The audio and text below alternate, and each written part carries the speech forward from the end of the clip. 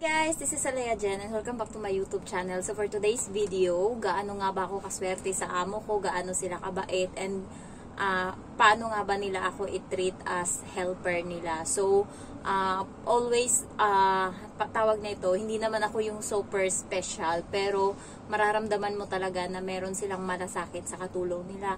So ngayon, Sunday, nagising sila kanina alas 9, nagmamadali sila lahat. And alam ko na agad pagka ganun kasi nga pupunta sila ng temple. And then, inasikaso ko na yung bata kasi nagda-diaper pa yan, mag-6 na taon na. So, inasikaso ko, tinanggal ako ng diaper, nilinisan ko yung ngipin. And then, sabi ng amo ko, lutuan ko daw ng scrambled egg yung bata. So, nilutuan ko. And then, parang wala pang ilang minuto, tapos na ako kaagad. And then, sumigaw yung bata, umiyak kasi nga naglalaro siya. Sabi ko, kakain na ng breakfast. Sabi niya, ba't ang bilis mo matapos? Sabi niya ganun. Sabi ko, kasi aalis ka, kaya kailangan mabilis. Sabi ko ganun. And then, pumunta siya dun sa may mesa. Wala siyang nagawa. Kumain siya ng itlog. Kasi kakagising niya lang. And then, nasikaso ko kasi yung amo kong babae, parang wala siya sa sarili niya, hindi niya magawa-gawa ng tama yung mga gawain, kaya inuutos niya sa akin. Sabi niya, kuha ka ng tubig namin, and then ganto, payong, and then basurahan, ano-ano pa yung mga sinabi niya. So sinunod ko lang, and then pagkatapos is nagmamadali na silang umalis, hindi nga natapos ng bata. And then naglinis ako ng bahay, pinalitan ko yung bedsheet niya kasi nga 2 linggo na mahigit, hindi pa pinapalitan yung bedsheet nila sa higaan. So, pinalitan ko. So, pag nagpapalit ako guys, binabacuum ko pa kasi yan isa-isa. Kaya, maabot ako minsan ng 2.5 oras. So, bumalik sila, mag-aalauna. Kakatapos ko lang maglinis ng bedsheet nila, magpalit, and then maglinis ng CR. Yung CR dito sa kabila, hindi pa nalinisan. And nung time na yun is, nandun nga ako sa loob ng CR, tumatay ako. So, nagdo-doorbell yung bata, tapos narinig ko, binuksan na yung pinto. So, lumabas ako. Sabi ko, tapos ko lang maglinis ng kwarto. Sabi ko ganun. Sabi niya, okay lang yan. Mamaya aalis din naman kami uli. Sabi niya ganun. Tapos pagod na pagod yung mukha niya kasi nga nire-regla siya. So, siyempre masakit yung puso. Pumasok siya sa loob. Ayun. Tapos sabi niya, pakainin mo yung bata. Nagdala sila ng sushi. Yun lang yung kinain nila tanghalian. So, kumakain sila. Kumakain din ako sa kusina.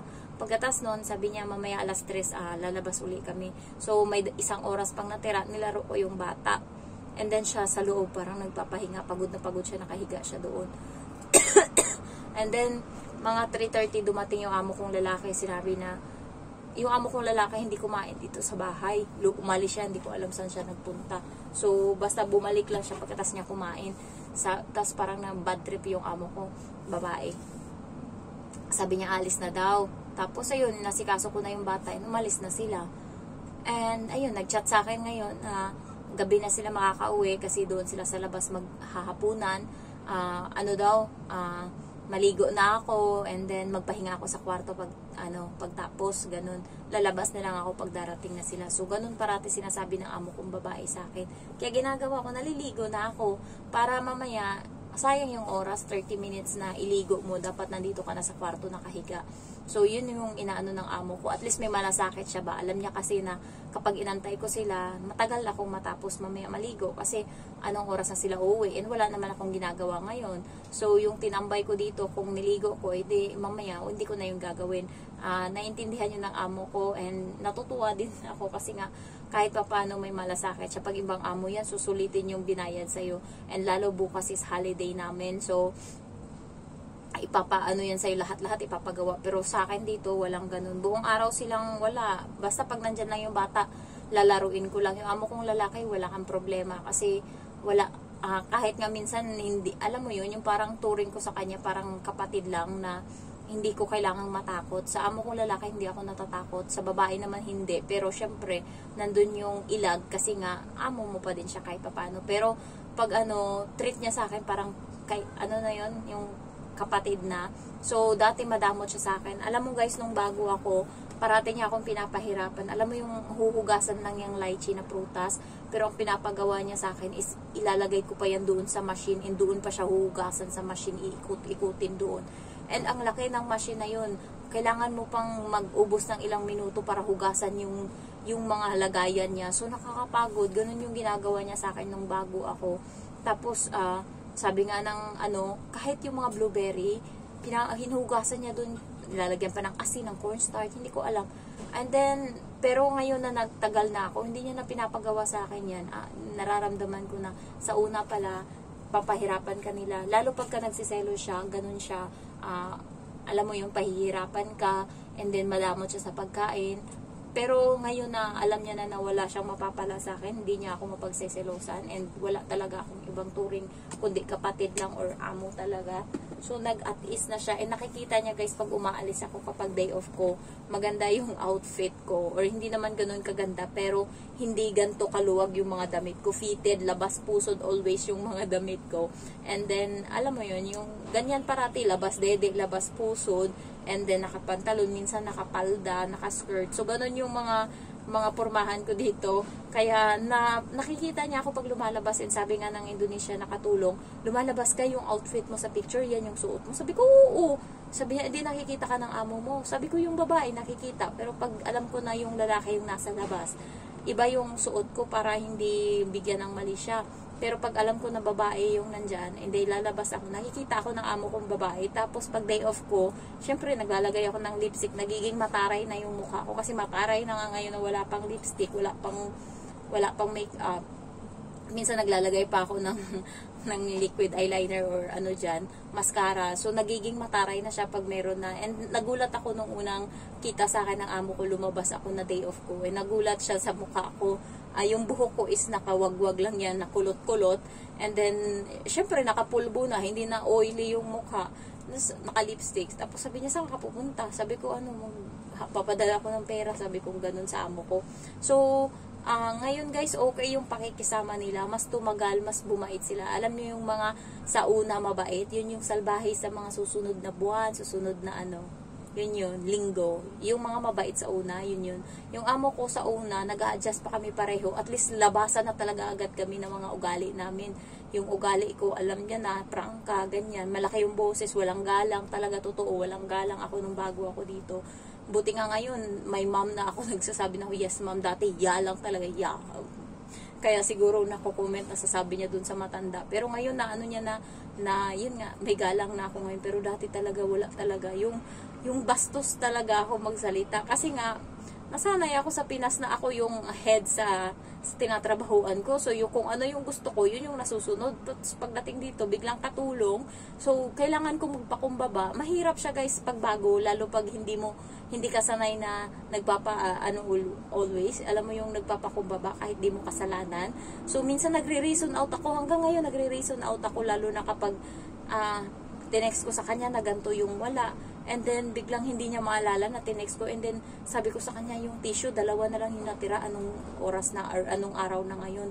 Baka maubos na. Sabi niya, ba't hindi mo tinext sa akin? Sabi niya, pag mga ganyan, i-text mo na kagad, malayo pa. Sabi niya, ganun. Nandyan din yung bata. Tapos sabi ko, tinext ko sa'yo, matagal na nga. Nung 1 pa, tignan mo, may message ako dyan. Sabi niya, talaga, nakalimutan ko. Tapos sabi ng bata, say what, mommy? So, ibig sabihin nun, magsasabi ng sorry yung mami niya sa akin. So, sorry, Jen, sabi ng nanay. So, ayun. Walang problema, nagtatawanan na kami dito. Basta hindi lang talaga, ngayon kasi nagbago na yung ugali ng amo kong lalaki. Parang nag-cheat na siya na alam mo yun. Kaya, parang yung amo kong babae nagiging bugnutin. Alam mo yun, yung problemado siya. Kasi nga, nararamdaman niya na babae ka, asawa ka pa mismo. And then, malalaman mo talaga kapag niluloko ka ng asawa mo. And yun yung nararamdaman niya ngayon. Ako nga, na hindi nga ako yung asawa. Alam ko nga siya pa kaya. So, kaya kanina, humiga siya doon sa kwarto. And then, kinukulit-kulit siya ng lalaki. Pero yung lalaki, 3 oras sa labas. 3 oras bago umuwi. Tapos, kinukulit-kulit siya ng lalaki. And then, sabi niya, sumigaw siya. Basta sumigaw siya. Tapos, nagalit siya. Paglabas niya, hindi na maipinta yung mukha niya. Pero nag-thank you pa din siya sa akin. Tinulungan ko siya. Pero, yun nga, sa lalaki, syempre, sa susunod, baka yan na talaga yung pag-aawayan nila. Baka nga, sayang naman yung pamilya nila. Masaya naman sila. Biglang nagbago lang tong lalaki. Na siya, late na siya umuwi. And then, maaga siya umaalis. And parating, nirarason niya ganyan-ganyan. Pero, obvious yung mga rasunan niya. So, ayun lang guys. Sana hindi sila magbago kahit tumagal-tagal. Kahit, sabi ko nga, kahit ma-finish ko lang yung contract ko. Pero kasi guys, yung bahay na tinatayuan namin, hindi amin yung lupa. So ngayon, yung may-ari is gustong ibenta sa akin yung buong lupa niya. Kasama yung sakahan. Sabi ko, Diyos ko, ilang milyon. Mamatay-matay ako. Hindi ko magawa yan. Nainis ako sa mama ko. Sinabi niya pa doon sa may-ari mismo. Kasi parang hindi malayong kamag-anak namin yung may-ari. Tapos sabi niya doon, sabihin daw nung may-ari sa akin na bilhin ko yung lupa. Hindi ba alam ng mama ko kung magkano sahod ko dito? Milyon yung lupa. Ang sahod ko dito, 33,000 or 34, 35, 36,000 lang. Saan ako? Kahit mamugpok ako ng ilang taon, hindi ko makukuha yan. Puta talaga itong mama ko. Nakakainis. Tapos, nainis ako guys. Kasi syempre, ang pangako ko sa kanila, bahay. Okay na yung lupa Yung lupa na tinatayuan lang ng bahay. Hanggang doon lang. Pero yung papasahan mo uli ako ng panibagong obligasyon. Bibilhin ko uli yung lupa, bibilhin ko yung buong lupa, ilang taon akong mag-aasikaso niyan, ilang taon akong mamamatay magtrabaho. Hindi naisip ng mama ko yun, puro utak niya lang iniisip niya, puro kanila lang. Sabi sa may-ari, kaya tinawagan ako ng may-ari, sabi ni mama mo, kausapin daw kita na bilhin yung lupa. Ganun ako kayaman, wala nga akong pera dito, hindi nila alam, nakakabisit sila, totoo lang. Tapos nainis ako. Iniisip ng mama ko, siguro yaman-yaman ko dito, hindi niya alam. Hindi niya talaga alam.